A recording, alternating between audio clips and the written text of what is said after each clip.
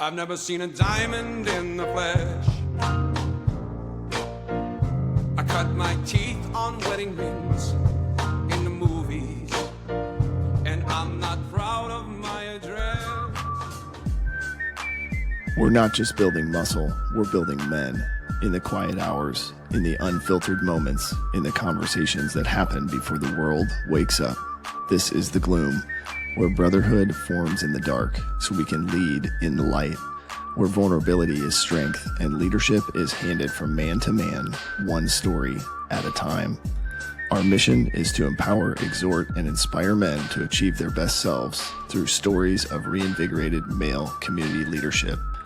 We bring you weekly interviews with F3 Omaha packs, ordinary men doing extraordinary things in fitness, fellowship, faith, and leadership, because we believe that every man has a story, and reinvigoration starts when that story is shared. This is the Glue in the Gloom.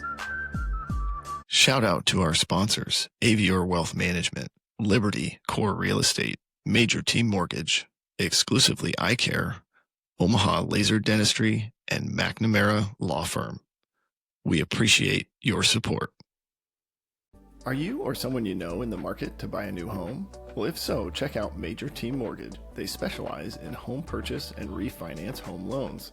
Their mission is to purposely empower people to experience their good life through building wealth with real estate. You know, showing up in the gloom is no different than showing up for a conversation around your future of building wealth with real estate. Join the action economy and get in the game with Sasquatch. Text or call John at 402-212-0149 to schedule a time today. Individual NMLS number 1393750. Company NMLS number 2478164. Equal housing lender. Now, let's get back to the gloom.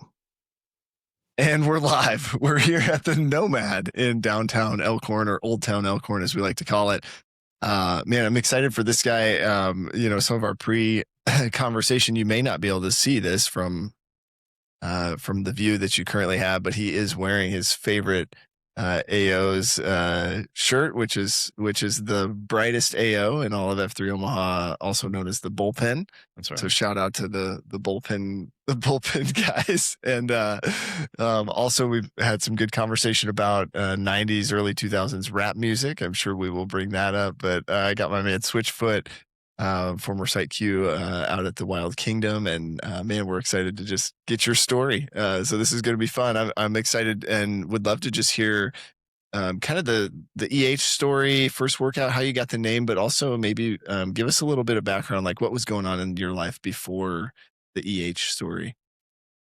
Yeah, thanks for having me. Glad to be here. So the EH story is EH by Irish Car Bomb.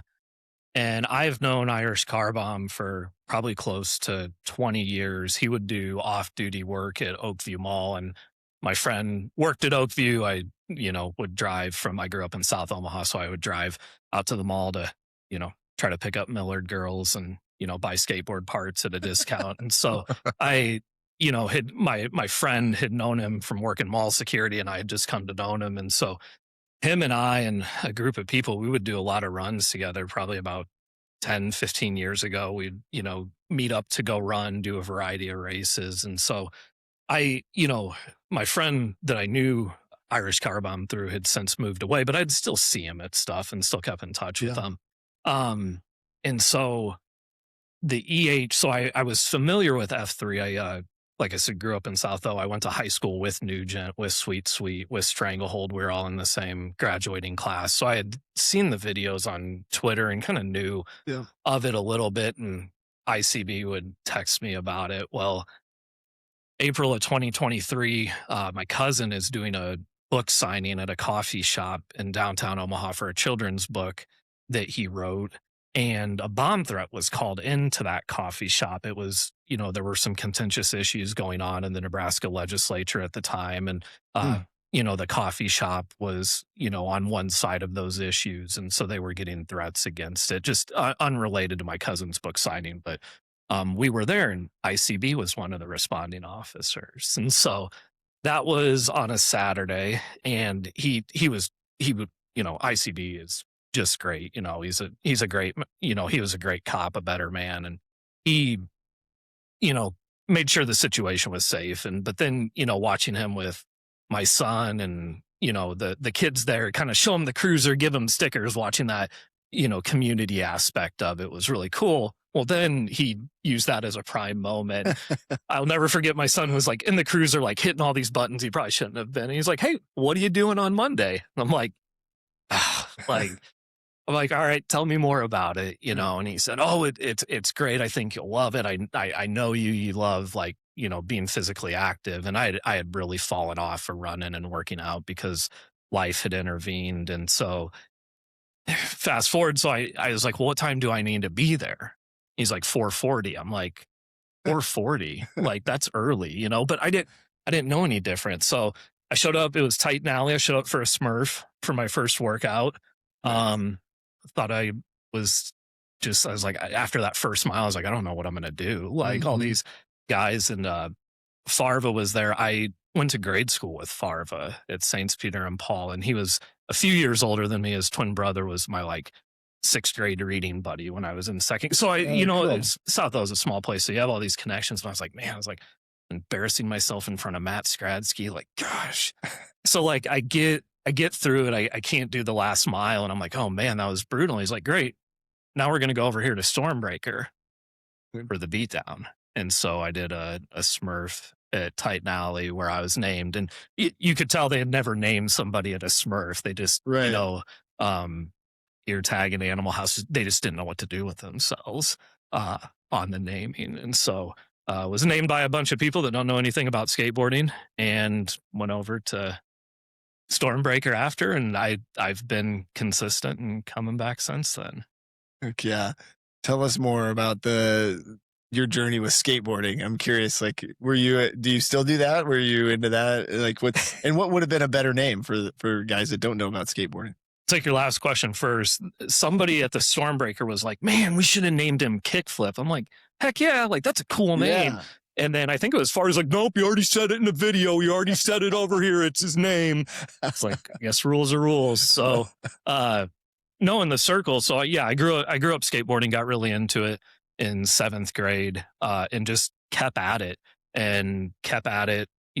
partly through college.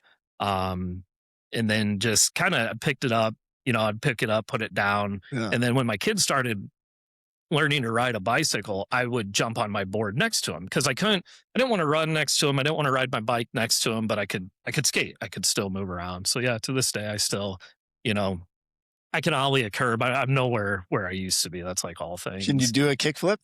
I can do a kickflip. It's not clean. It's going to be ugly. It's going to be wobbly. It's not, I look back on, it's like, I know I'm getting old because I look back at like pictures or, the skate park by my house in a Salvation Army, they had a picnic table and I could, like kickflip up onto the top of it. And it's like, now I don't even know if I could run and jump onto the top of it and keep running with my balance. But yeah, it was, but it was in the circle. There's so much, there was so much coming. It's like, well, what do you do? And at that time I am a lawyer, but at that time I was in private practice. I was like, well, I'm an attorney. I do estate and tax law, and people started falling asleep. And, oh, well, what else do you do? It's like, well, I'm an adjunct professor and teach state and local government. And, oh, great, cool. What else do you do? Do you do any sports? It's like, well, what do you mean do sports? And well, what'd you do growing up? What was your favorite sport? It's like, well, skateboarding. Yeah. And so that's how we got to it. That's awesome. But yeah, it's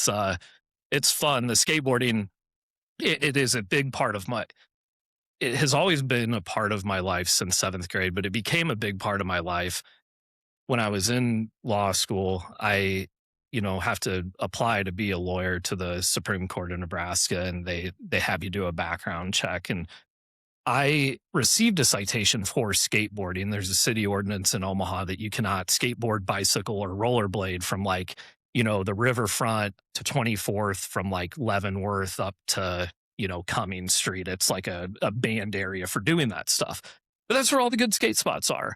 So I think I was a sophomore in college. I was skating at a place called One Step, which I think RDG was the architecture firm in the building. There was a One Step right behind it, kind of by that lake. And I was walking to meet my friends who were already skateboarding. And when I came around the corner, the horse cop, had them all lined up. You know, he let the people who were minors go, which irritated me. But then he gave me a ticket. He gave me a citation. It's like I was walking with my board. Yeah.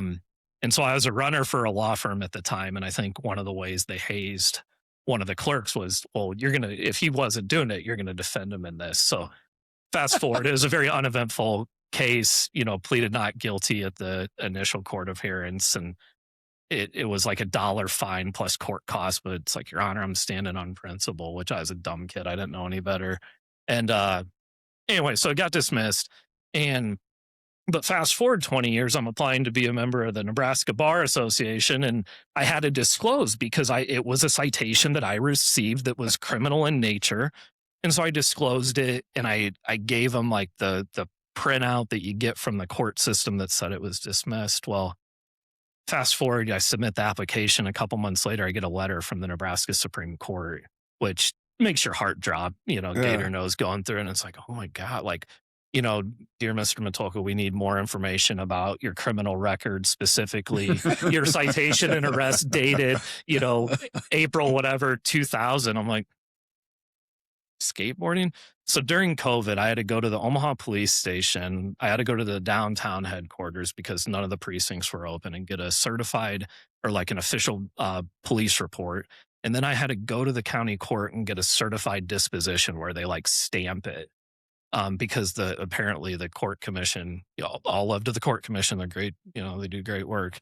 They had questions about the veracity of my statements. It's like skateboarding, like, you know, so it's just always, so now I have in a little frame on my desk, I have the citation, and the victim on the citation form is listed as society. So, you know, it makes me feel good that if I'm victimizing society by riding a skateboard and still, you know, and forget Kickflip, we needed to name you Menace to Society. Yeah. So that was, but I know that was a long-winded, but so skateboarding, it's one of those, it's almost like a point of pride now. It's like, yeah, like I can do dumb shit as a kid, but you know, every one of us can be redeemed. So. Yeah. I love that. Everything on my record is actual, like, you know, like laws I broke and stuff that I did. But I wish I had a better story and a cool, like, Menace to Society plaque for it. Well, and that was the thing with the court, because I had disclosed, because they asked for like traffic violations and moving like speed violations, but only for the last 10 years. But I'm like, man, these people can see everything. Like I had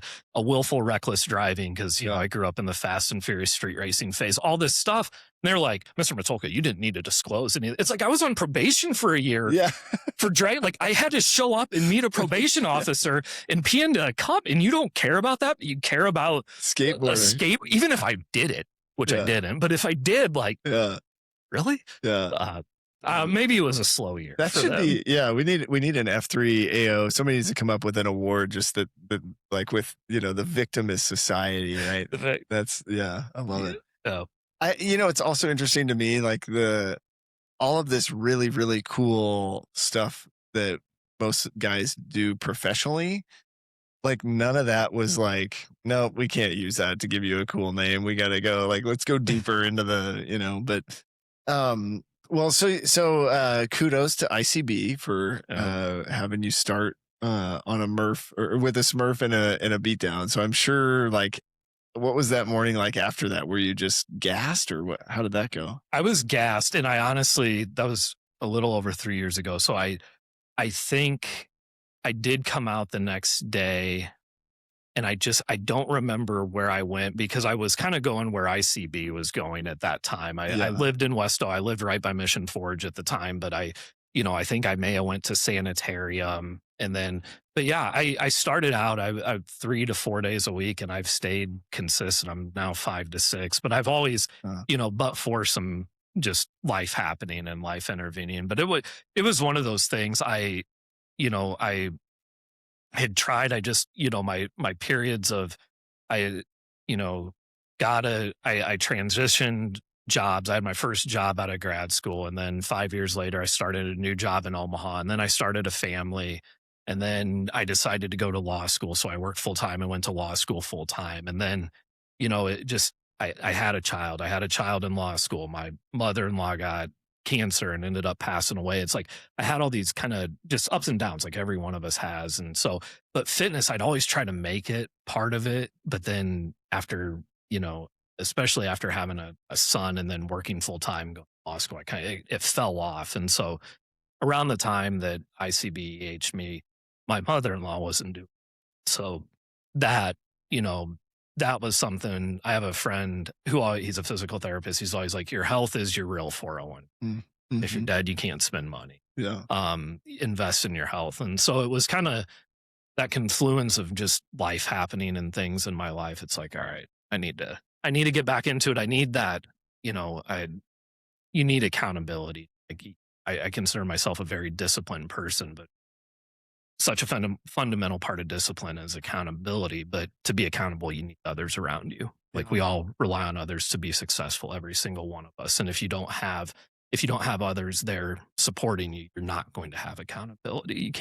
It's hard to keep yourself accountable through it all. So that all clicked for me in F3 when I, you know, started about the time that I told ICB, like, hey, I'm going to check out some sites by my house. I'm going to start going to Main Stage. I'm going to start going to Mission Forge, Fancy Feast, and just meeting a group of guys who I'd never had met. I never would have talked to otherwise, crossing some of them. I would have, probably would have saw Gator and, you know, learned a lot of things from him in court, but I just wouldn't have crossed paths. But then again, having that accountability, that reason to keep showing up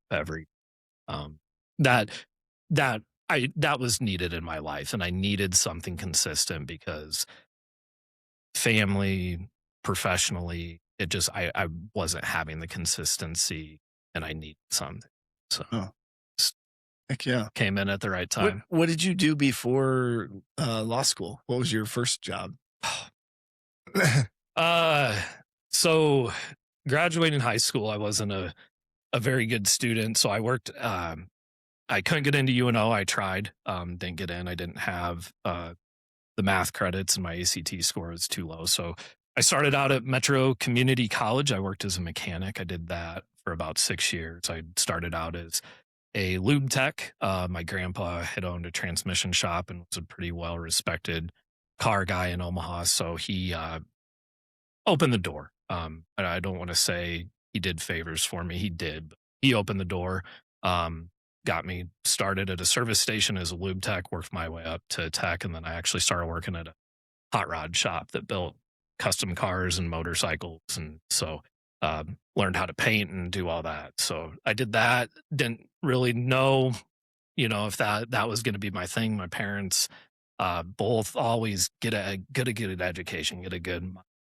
Dad was a food service worker. My mom was a travel agent until 9/11, and she became a Navy. So just service workers to the core. Grew up in a very blue collar family, blue collar household. And we would drive by the 7-Eleven at the corner. My dad, you know, the guy would be out there smoking. He's like, you want to end up like that guy? You want to end up like that idiot? Stay in school, you know, put down that skateboard, pick up a book. And, you know, it was like, neither of my parents went to college, but that just, so they always made education that had to be, you know, fundamental. And so taking classes at Metro, and I wasn't a bad student, but I didn't do, you know, I was getting C's. Didn't really, you know, I cared more about turning wrenches on big blocks than opening up a book and learning about business. But I met my, you know, I was able to get enough transfer credits to get into UNO. I had to take a math placement test, which being like a, you know, 19-year-old in a room full of high schoolers that are trying to like level up into calculus so they can skip intermediate algebra. And I'm trying just to get into intermediate algebra, was a very, you know, it was a great exercise in humility. But I started at UNO, put down the wrenches, got a job as a runner in a law firm. It's like, okay, I think you know, again, I've always been a hard worker. I had that work ethic, that discipline instilled.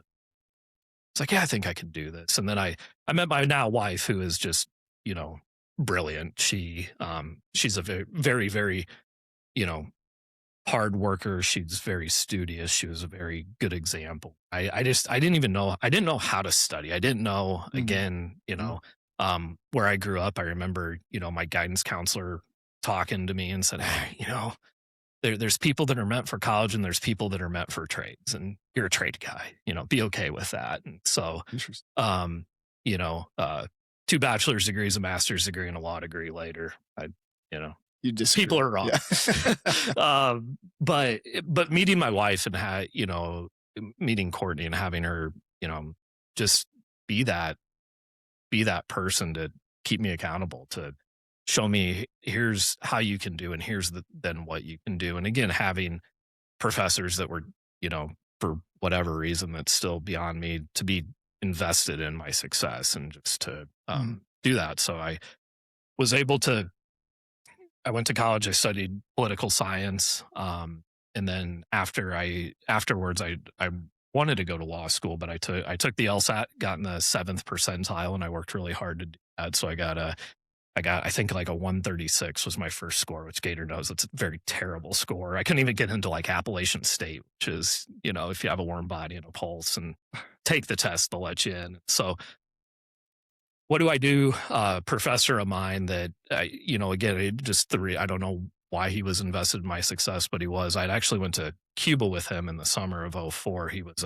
He did Cuba energy research for the State Department, the Department of Treasury. Took a group of students, and I was fortunate enough to be one of those students. And he said, "Hey, I know you want to go to law school, but you seem to really like government stuff. Why don't you go to grad school in my TA? I'll get you a scholarship, get your master's. That'll help with law school, beef up, your test taking, write a thesis that'll improve your study." And so that's what I did.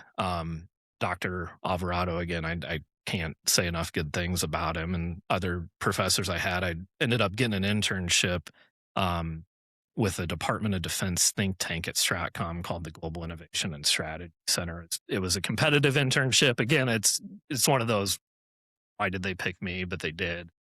Learned a lot at that. And at the time I was graduating, a friend of mine was working for Nebraska's governor and said, "Hey, we need a Homeland Security policy advisor. Are you interested in that?" And, I was an arrogant son of a bitch at that age. I was like, "Don't work for the state government. Like, I'm not a moron. Like, I'm going to breathe through my mouth. I'm going to, I'm federal, I work for the federal government." And which, again, I was an idiot. And then I met with the governor and with his policy director and served as a policy advisor to Nebraska's governor for 5 years, and did his Homeland Security policy, energy policy, transportation policy, and did that. He was term limited and got a job working in government relations for a healthcare organization that served people with disabilities. And my son was born in 2015, and I'd been there for about 3 years at Mosaic. And I was holding my son in the hospital, and I was like, man, like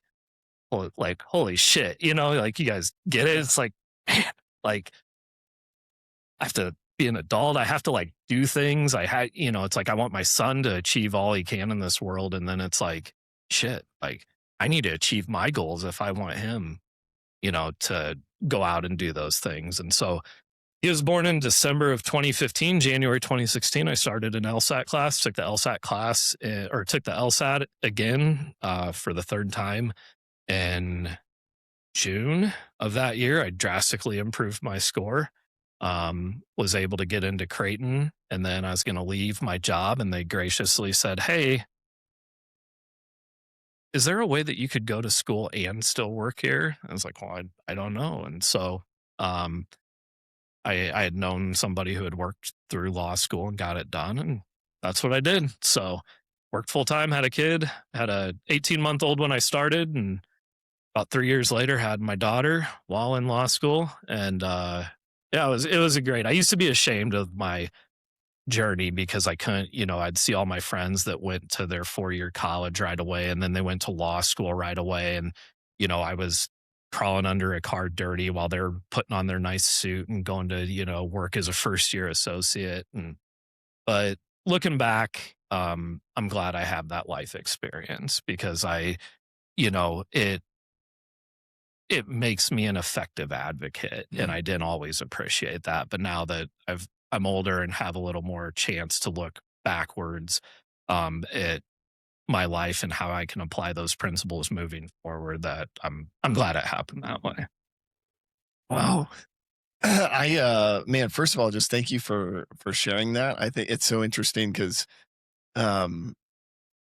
we ask questions and then I never know like what a guy's response is going to be. But I have to say, I wasn't expecting that much like perseverance and transformation and sort of like life lessons in a simple answer to like the question, like, what did you do before law school? And I love, so one of the things I think your answer, you kind of already answered this, but just like, there's so many voices in the world telling, especially when you're in that high school sort of space of like, should I go to college? Should I go to a trade school? Should I take a gap year? Should I, but like, I don't know. I would be curious, like in that, like, I mean, the advice you got was just going to the trades because that's sort of who you are. I mean, I don't know, like what would be a main takeaway for maybe guys that have a kid who's in that space where they're trying to figure that out? What, anything you could share there? Yeah, I don't sell your, I would tell people, and like when I taught at Creighton's law school, is I would tell the students, like, don't sell yourself short, trust your abilities, but then get your experience. Like experience is what is going to help you the most throughout your career. It's what, there's an episode of The Big Bang Theory, where Sheldon talks about, well, he watched a YouTube video on swimming and practiced on his living room floor so he can swim, but it's a lot different when you're in the water, and having to do it. And so I think even in high school, it's like, go live a little, go take that gap year, or go get that work experience, because it's going to benefit you. Because when I think back, even now in my career, when I do stuff, I'm relying mostly on experience. That the academic part is important, I think, for most jobs, especially professional jobs like in the medical field or like the law. You need that academic knowledge, but at the end of the day, it's experience. It's how you handle the situation. I can't tell you, when I was how old would I have been? I was a 37-year-old, 38-year-old first year associate at a firm, and I would go into court, and I would either be arguing against people that were my contemporaries in law school, but I had 10 years on them, and just being able to diffuse the opposing counsel, to talk with the judge. That experience played an important part of that. When I was talking to, people in Cuba when I studied down there who helped lead the revolution, and, that were staunch Fidel Castro supporters, and talking to them about America, like as a 20-year-old kid, like that's an experience. Trying to, explain that I disagree with somebody, but to do that in a respectful way. No book's going to teach you that. You have to have that experience. You have to have those lessons, that you've learned through living. I think that's incredibly important. And just because you're something, you're not who you are on your worst day, and you're not who you are when you're a punk kid. Like you can grow up and you can do things, I still hold a grudge against Mrs. Walker, my guidance counselor, because it's like, man, like I get why you said that, and I get that you had 560 something students in my class to talk to, but like you didn't know what I was capable of. And I don't think she was like, oh, you're an idiot, do this. But it's like she looked at the data in front of her, but you can change that. And so my dad would always tell me, just try your best, son. I always tell my son, no matter what it is, he was James Dyson last night for his genius hour at school. If my daughter's, going on the soccer field, it's like, try your best, listen to your coach, and have fun. I think those are just fundamentals. Like, give it your all. Listen to the people that are there supporting you, and you got to have fun. Like if you don't enjoy life, what's the point? Yeah. And now you get to stroll into the courtroom on a skateboard, listening to 90s rap music. Like, look at me now, Mrs. Walker. Yeah, I don't go to court much anymore. And I'm okay with that. I love it. But again, I appreciate you just sharing your story. I do want to get your thoughts, sort of getting us back on track. That's Gator. That's what you were supposed to be here helping us do, is stay on track. But I'm fascinated over here. I'm curious, as you think about F3 and applying, I mean, gosh, just the spirit of like perseverance and not giving into this myth that there's like a plateau, right? That like someday you do these 5 steps and you have like reached, continue to achieve your goals. Where are you at with some of the like this fitness goals, like on that first F side? Have you made some progress since joining F3, or what's that been like? Yes, I definitely have, but it wasn't until, probably in these last 5 or 6 months, I really started seeing progress. It was the first time I did Queen service, which I didn't even, ashamed to say, I didn't even really know what it was. I had heard it, but I'd never inquired more into it. But yeah, I think I love about F3 or the first F, like I always, it's nice to have something to chase. Sherry Garcia and I, we have a lot of fun with each other, within our group text or shield lock. It still feels weird for me to say shield lock, so I just the labels on things, but it will. He'll put he put a message in there one time, and I like thumbs downed it, like as a joke. Now we just, no matter what is said, we thumbs down each other's messages. Nice. But it's because, if we're playing ultimate football or like running, it just, the guys, seeing people like Cherry Garcia, Barbed Wire, I ran with Escobar this morning, and it's just like having something to aspire to is important. Yeah. And you have to look for those people that you aspire to be like, that you admire, and that you have to, again, that stretches you. You don't grow, your comfort zone, you're not going to grow. You have to be stretched. You're not going to grow if you're uncomfortable either. It's that sweet spot right outside of your comfort zone. And F3 every morning gives that to me, because there are guys that really stretch me. Cheap Seats, I ran with him a couple weeks ago, and at the Convergence, he was like, hey, Ketchup was going to lead the Clydesdale. He said you'd be willing to. He's not feeling good. I'm like, cool, yeah, I'd love to lead the Clydesdale because I don't run fast. And there were like 2 of us there, and I PR'd my 5K. And I'm like, thought this was a Clydesdale. It's like 840 pace is not a Clydesdale in any sense, but it was like, shit, I can do it. Like I can break 9 minutes. And so, the next week I ran with Cheap Seats again, and we did a 10K, and I 10K PR'd and hit my 5K. And so having that ability to stretch is important, but I think equally important is picking up the 6. And when I was a site Q, Sweet and Ketchup said like, hey, part of the role is that you pick up the 6. You let the Q lead the workout. As site Q, you're responsible for making sure the 6 is there, and that they're not left behind. Great. And that was, I think, just as important to, it's not, I want to get a good workout. I want to be active, but a lot of times it's just showing up. And, I think if me showing up and helping somebody who may be struggling, like that's a win for the day. It may not be the PR, but it's just as much of a win as if I do hit a PR. So I love that. That's what gets me out 5 times a week. You mentioned accountability and Queen service, and there's nothing more accountable than having to put your weight into a group text or upload it on the Slack channel weekly for that. But what has accountability meant to you in your F3 experience beyond fitness, as far as meeting your personal goals and your relationships and things like that? What's accountability looked like for you? Yeah, accountability, I think seeing the example and hearing about other guys and what they're going through is helpful, because it provides perspective. Also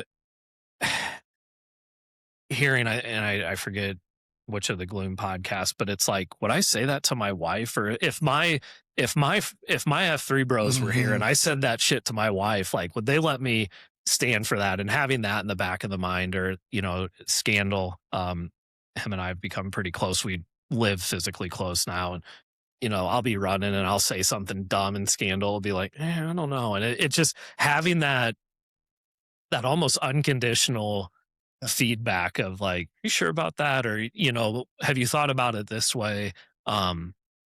Shark Week would always, I make fun of, not make fun of that. Okay, it is making fun of, but it's from a good place. So my world civilizations class, and I'm going to take a pass on the truth of all this. My professor, I think to be funny, said there's alpha males. They're the ones who are out hunting, getting the food. They're beta males who are doing the dishes, taking care of the kids. And then there's these gamma males, and they're the sneaky fuckers. They're the ones back at camp, kind of, snoozing the ladies. And so, Shark Week, I, would always give them guff. Like, you're not quite a beta because you do man stuff, but you're more on the gamma side. And he would always say, I know my truth. And he would say it in jest, but then, shout out to Shark Week. I probably haven't even told them this. I say that to myself a lot going through things of like, all right, I know my truth. I may be having a shitty day, or I might get shitty feedback at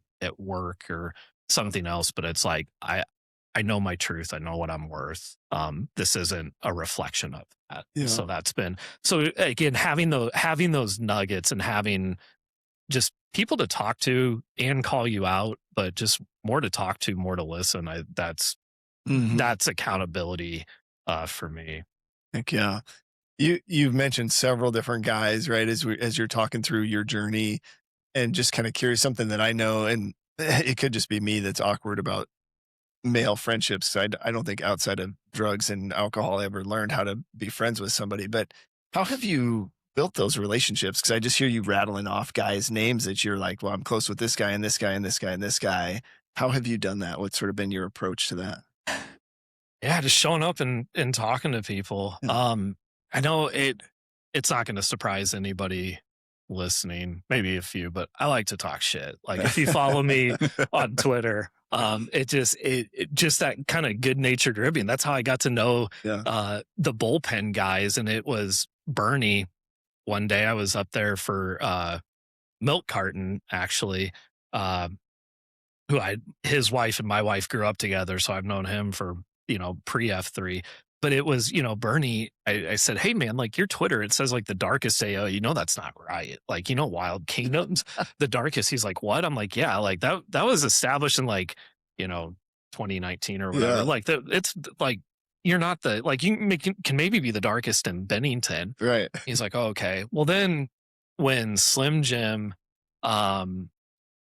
took it over with Tooth Fairy, they just like jumped onto it. On like, I think Slim Jim queued at Wild Kingdom in July. Every site's light in July.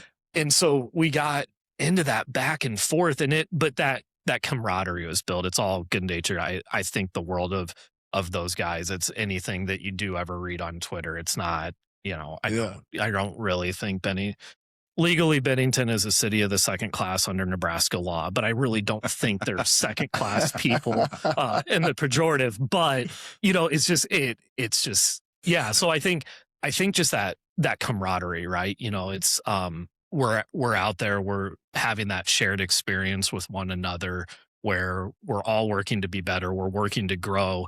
If we're at a point in our life where we're upset or there's something weighing on us, we have a community of brothers around us that can support us. And I think that is just having that makes conversation easier. It's like, I never would have thought I would have hung out with, Scandal. He's 12 years older than me, maybe. And it's just like, I don't really know. You like to golf. I think golf is a walk ruined. Like, I think it's dumb, but like, it just having those relationships, I think are really what does that. What was the process like for you to be at your first workout and you think you're embarrassing yourself in front of somebody like Farva, to being able to talk smack to people at workouts and kind of figure out that F3 has a place for developing those kind of relationships?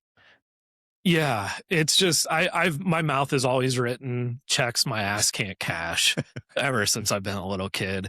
But I think just that comfort, I think the openness of people like Farva and just the respect of, hey, we're going to respect all abilities. We understand, Farva's at a place, but we have the same mindset. We're still trying to improve.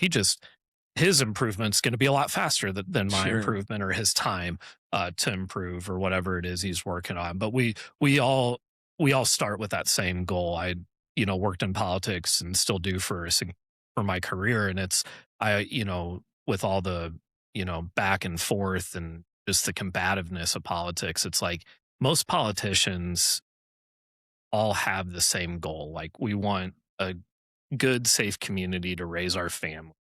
That's the goal. We just have different ideas about how to do it. And so I kind of think back to the Man in the Arena speech by Teddy Roosevelt, where, it's like, it's easy for the critic to sit on the sideline and talk shit, but get in the arena and do something about it. And I feel when I go to F3, I can't do a Marv with a vest on like Farva. I can't do all the pull-ups like he can, but I'm still there. And, we're still all in the arena. And, I think just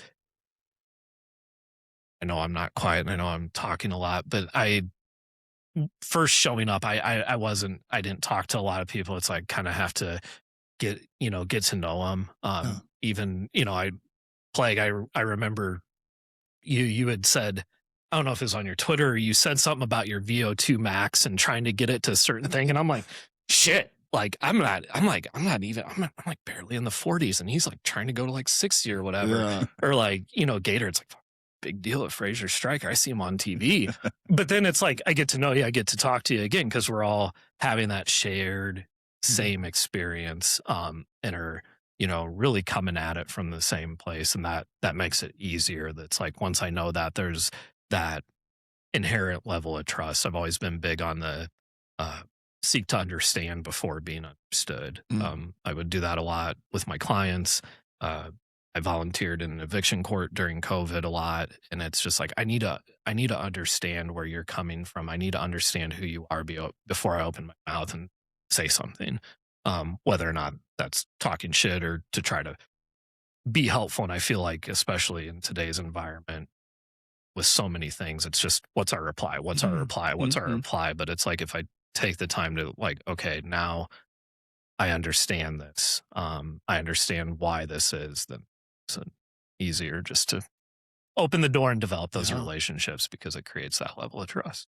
Yeah, I could use that. That's some wisdom for me. I'm like quick to reply, and that's something that I'm working on. I know a couple times my word of the year was going to be like listen, and jokingly with Slow Pitch, he's like, that can't be your word of the year because you're terrible at that. But I'm working on it. Hey, are you the type of guy that likes to get up early in the winter to battle your jester? Do you love listening to people drone on and on and on about COVID in the gloom?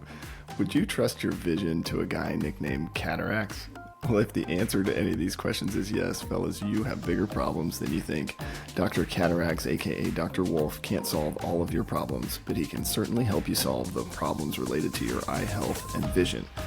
You will find many F3 principles throughout his practice. Check him out today at Exclusively Eye Care.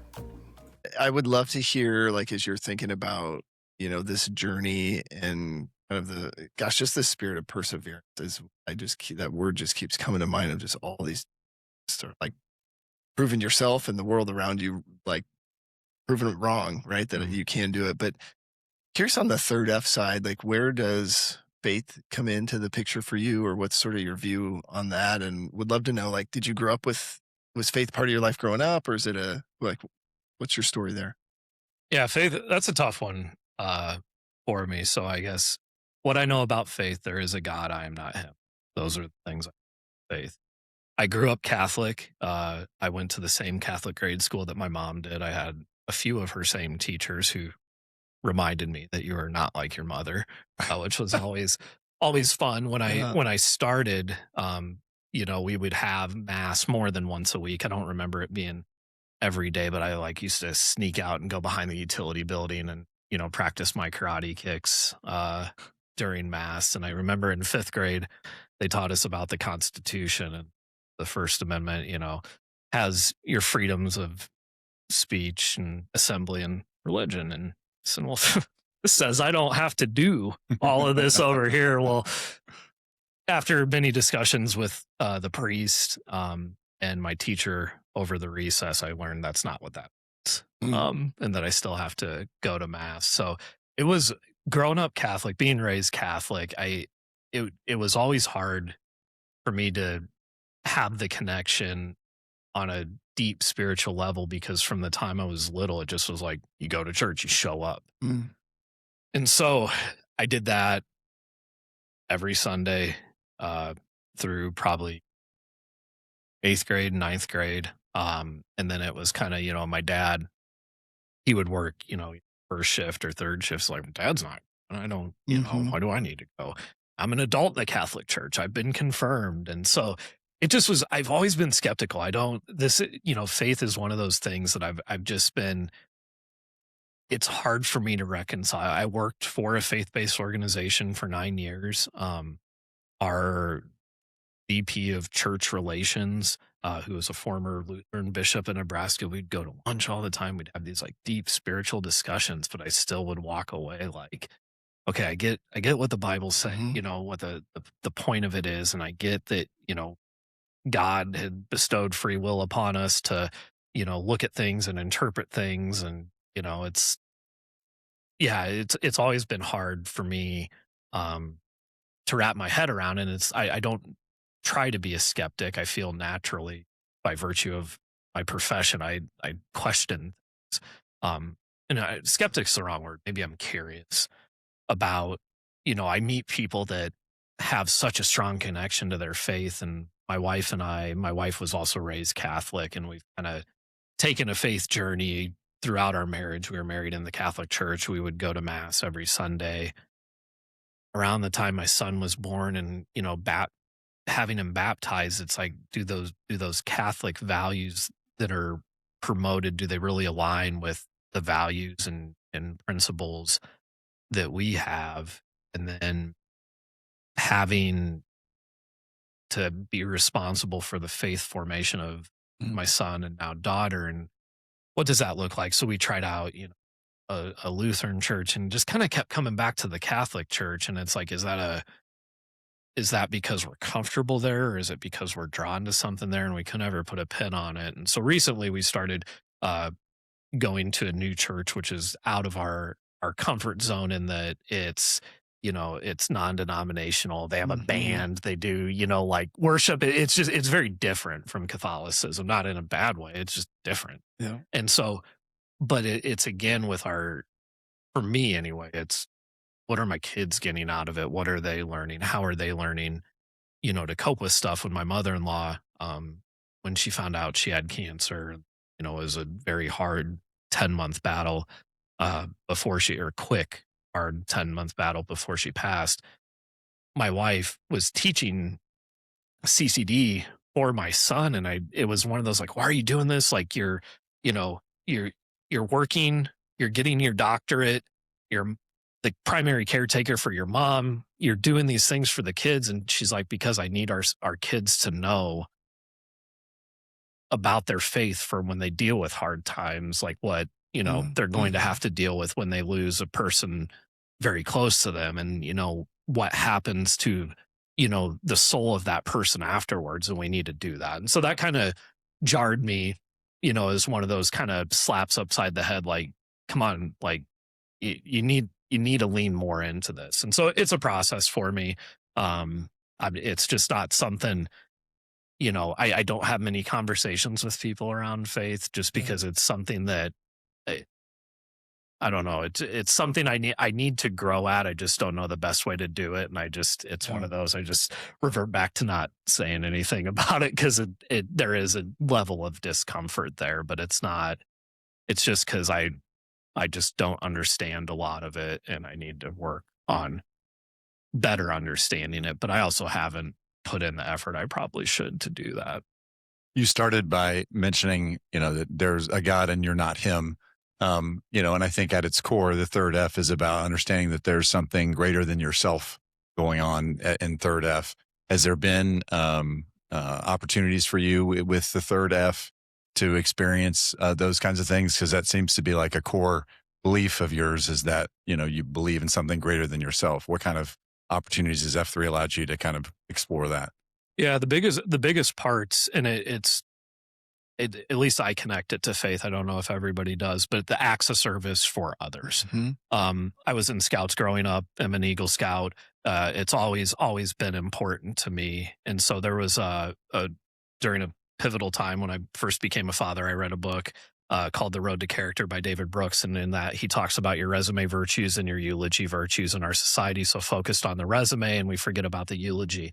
And that hit me hard, because here I am wanting to achieve my goals, go to law school. Man, I'm going to have this resume is going to be solid. But then it's like, shit, like, as I've worked through that and gone on that path through that perseverance, it's like, am I going to be a good dad? Am I a good husband? Am I a good son? What's my impact? What's my legacy? Nobody's going to give a shit what case I won. They're going to care. Did I make an impact? Did I help others when people were unwilling to do so.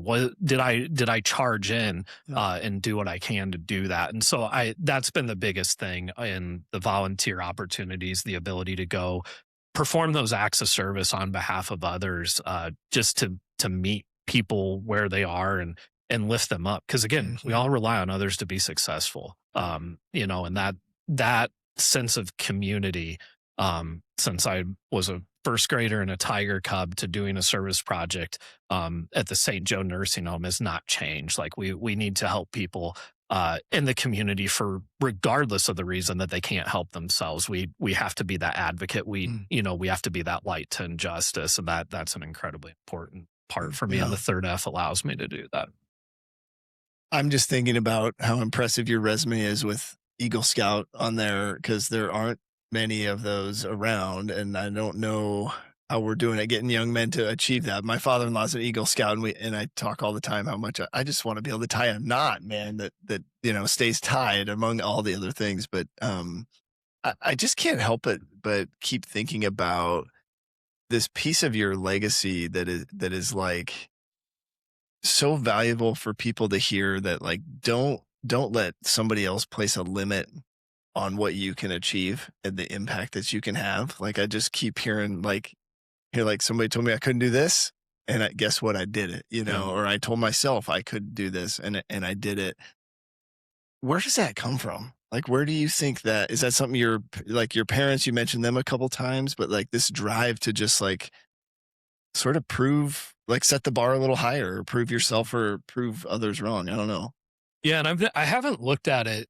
It's interesting. I haven't looked at it as like, oh, I'm persevering or I'm proving something. At some point in my life, there was a chip like, you didn't think I could do this, Mrs. Walker, look at this, you know? But I think again, it comes back to my parents are the hardest, most working, most influential people. When people are asked who do they admire, for me, it's my wife and my parents. I know them. My parents, just watching their example. But then in Scouts, just because of virtue of where I grew up, I look at my Scout leaders, they were Vietnam veterans, they were iron workers, they, were steam fitters. And so just having strong leaders, and male leaders, which I think is important as a male, around me that, pushed me to be better, that instilled that, you got to give it your all. You have to try your best. You have to be disciplined. You have to show up every day. You have to focus. It's not about did you do it the best or the fastest? Did you do it? Did you give all that you have? It's the, what is it? This, luck is for the unprepared. I wish you success. Like you have to prepare. The Scout motto: be prepared, prepare. You should go harder in training than the actual thing. And that just having that, again, that Scouts was very important in that regard, and instilling that, because, we had the Scout law, we had the Scout oath. And just, I had very strong leaders that made those words mean something, that,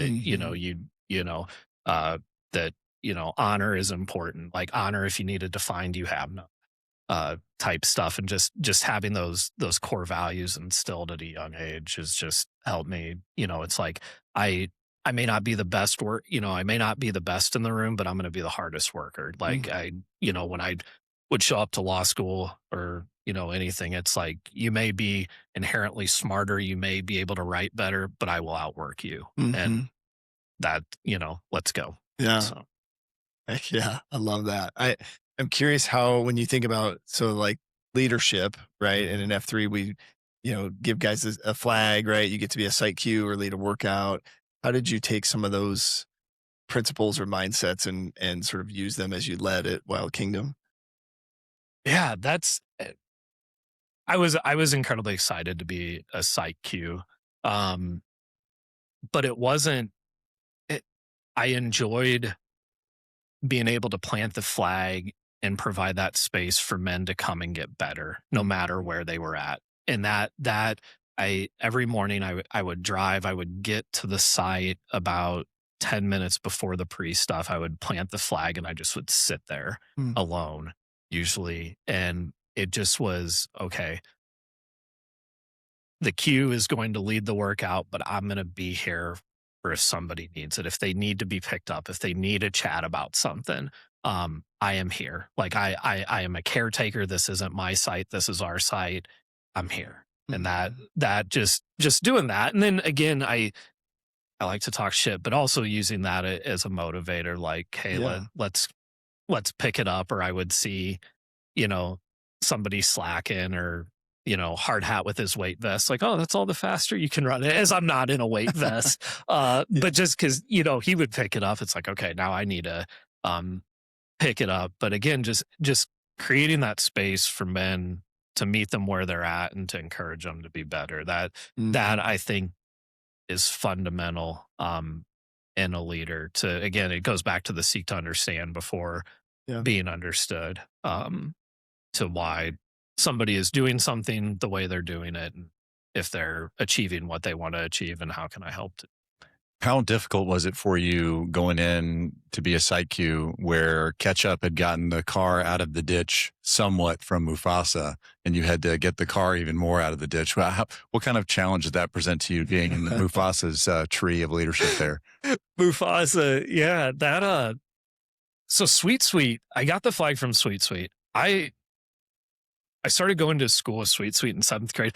I don't think him and I said a word to one another from 7th grade to 12th grade. The first time I talked to him, I think, was at F3. Like, Sweet was a quiet guy who was great at sports. I think the girls really liked him. And here I am with my skateboard and, bleach blonde hair and earrings rolling around. Yeah.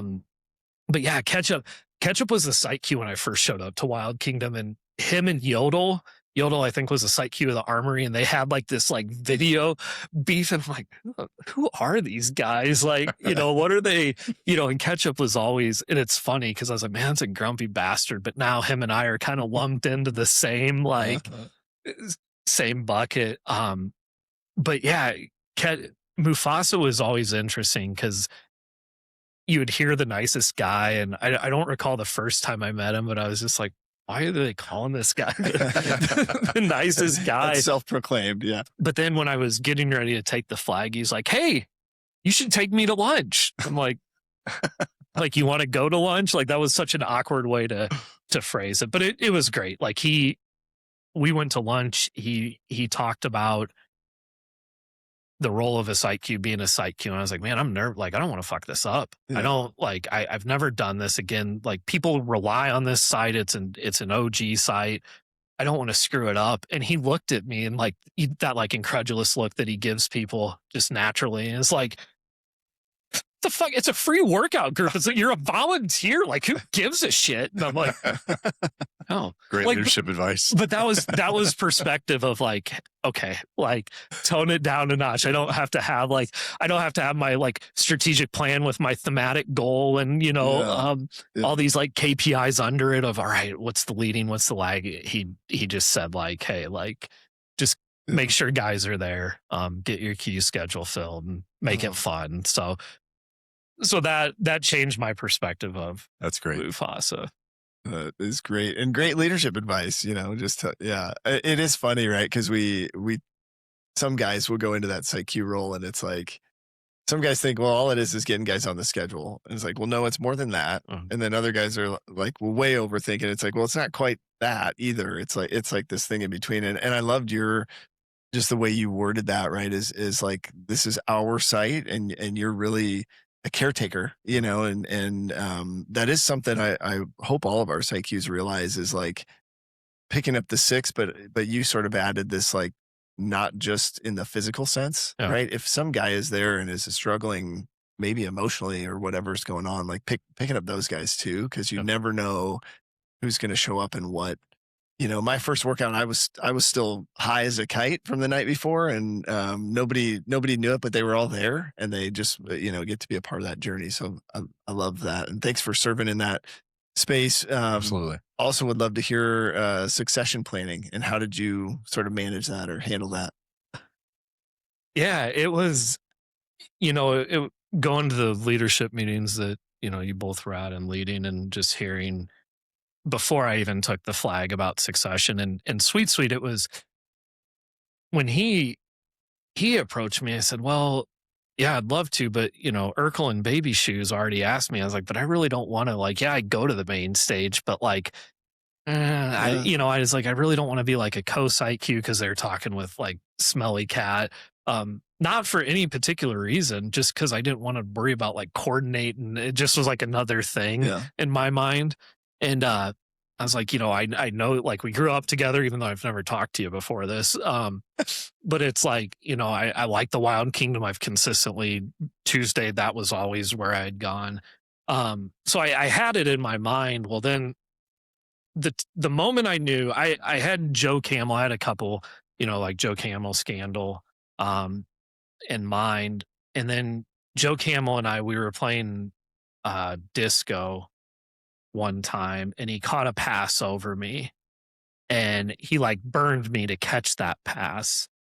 And I was like, because I'm competitive, I was like, and he's giggling. He's like, and I did that with a half lung. I'm like, it was the greatest shit talk insult in that moment. And I'm like, you're the guy. That's my guy. That is my guy. And Joe Camel, he, just again, one of those, and Joe Camel and I found out after we share a birthday. We're both June 20th. Cool. So we've done some co-cues on our birthday, but he's just one of those guys, he's older. He's at a different place in life, but I look at somebody like Joe Camel with his family relationships. He's a new grandpa with his kids, professionally, and it's just like, man, like I want to be like this guy. He's a role model.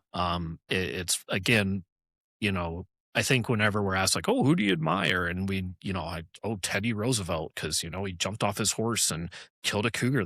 It's like, well, you didn't fucking know Teddy Roosevelt. You didn't know his character. Like, you can read about it and read other people's, but it's like, I like to, if I know the person, know their character.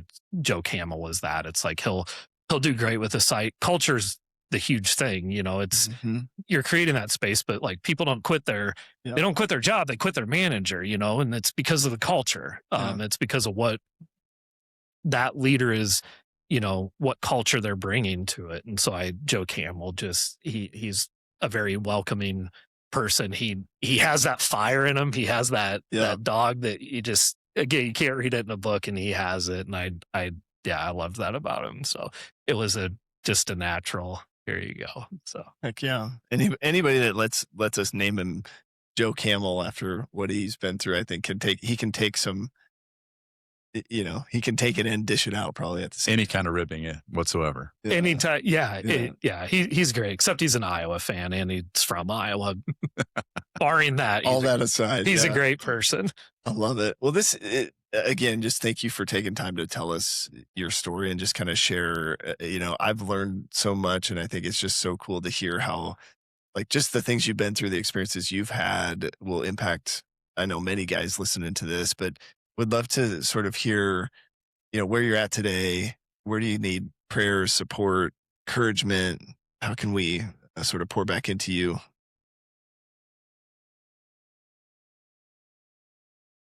I think the biggest thing I need help with is just putting first things first. I tell people that a lot. That's my reply.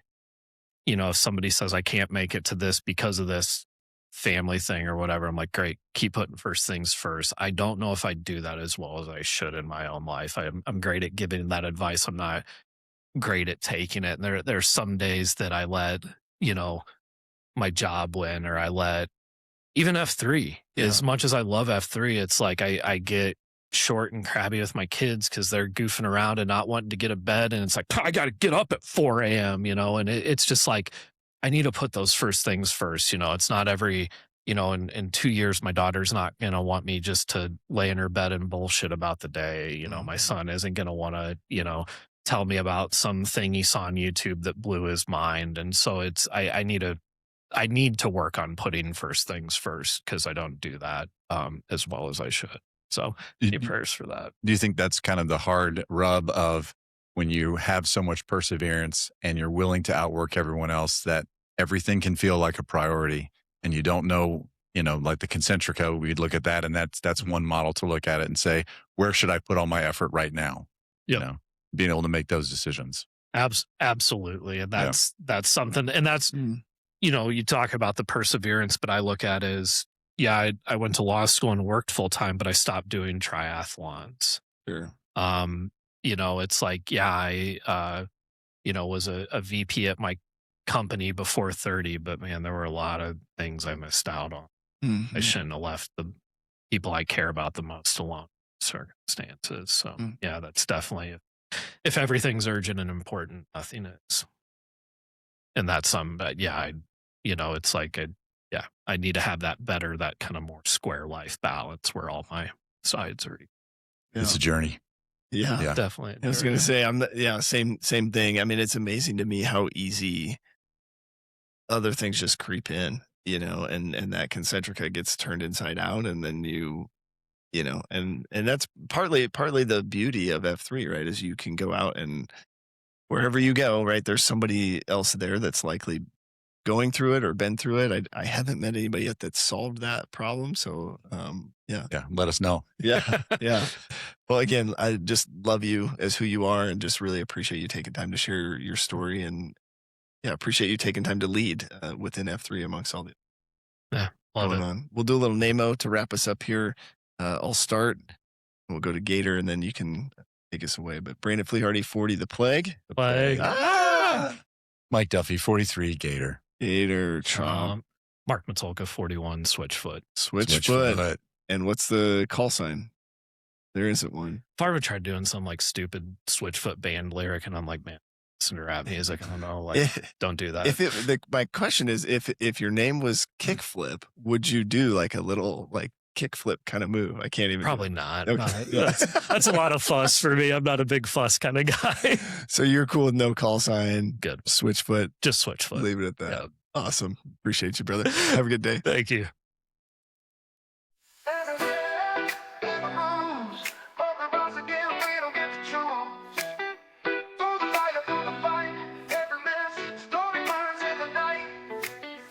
On our hands, hope in our chest. We're not defined by the weight of the test. Brothers in step, we carry the flame. Different roads, but the heart beats the same. Every man's got a story to tell. From the valley low to the mountaintop, yeah. Every man's got a story inside. Standing strong, we won't hide. Every man, every man's got a story. We've been broken, we've been bruised, but we rise again and we don't get to choose. Through the fire, through the fight, every man's story burns in the night. Scars on our hands, hope in our chest. We're not defined by the weight of the test. Brothers in step, we carry the flame. Different roads, but the heart beats the same. On a story to tell, from the valley low to the mountaintop yell. Every man's got a story inside. Different roads, but the heart beats the same. Every man's got a story to tell. From the valley low to the mountaintop hill. Every man's got a story inside. Standing strong, we won't hide. Every man's got a story. Every man's got a story. Voices rise like thunder, they roll. Truth in the pain, it's shaping the soul. Chains may rattle, but they break in time. Every man's story is yours and mine. From the struggle to the glory, every man's got a story. In the dark or in the light, we keep marching through the night. Every man's got a story inside. Every man's got a story to tell. From the valley low to the mountaintop hill. Every man to the